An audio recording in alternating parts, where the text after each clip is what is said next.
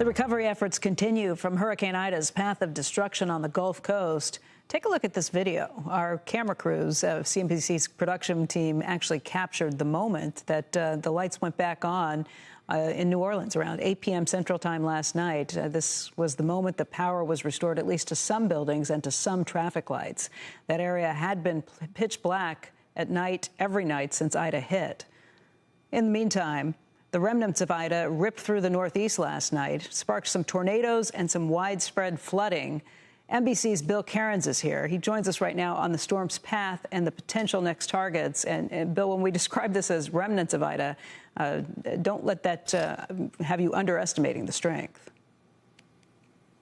Yeah, the rainfall was insane. I mean, this was already $1 billion weather disaster from what happened in Mississippi and Louisiana. And I think we may have added a couple billion more to all the damage that was done in Pennsylvania. It's still occurring near some of the rivers in New Jersey and New York City. At one point last night, we had over 11 million people in what we call a flash flood emergency. That means life-threatening weather. I think we lost more lives last night in the New York City area from this storm than we did at landfall in Louisiana. That's how, I mean, when you see the pictures that come out later today, I mean, the pictures are already, incredible. And we had two tornadoes. One hit Annapolis, another tornado in central New Jersey. And that New Jersey tornado may end up being one of the strongest New Jersey tornadoes ever. And that was just outside of the Philadelphia area. So here's how it looked and here's how it played out. And the numbers are just really insane. The amount of rain that fell in a short period of time was just unprecedented. Rainfall totals, Newark Airport 8.5 inches, New York City over 7 inches of rain with this storm, and it was widespread in eastern Pennsylvania and even hit hard last night in Connecticut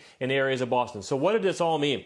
This was the most rain ever recorded in one single hour in Central Park. Those records go back 156 years. So any thunderstorm you've ever seen never dumped this much rain in 1 hour. Newark was 3.24 inches of rain. Other totals, this has ended up being a 1 in 500 year rainfall event. So to put that into perspective, going into every single year, that's 0.2% chance of occurring.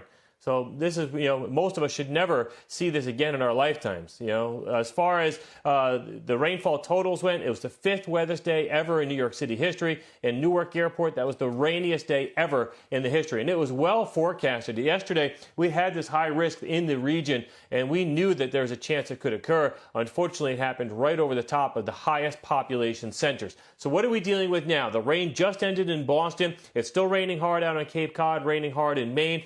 We still have a lot of flash flooding from the last 3 hours. Everywhere in maroon, they're telling people to stay off the roads. That includes the Mass Pike, I-95 from Providence up to Boston. Becky, you get the idea. This was a flash flood.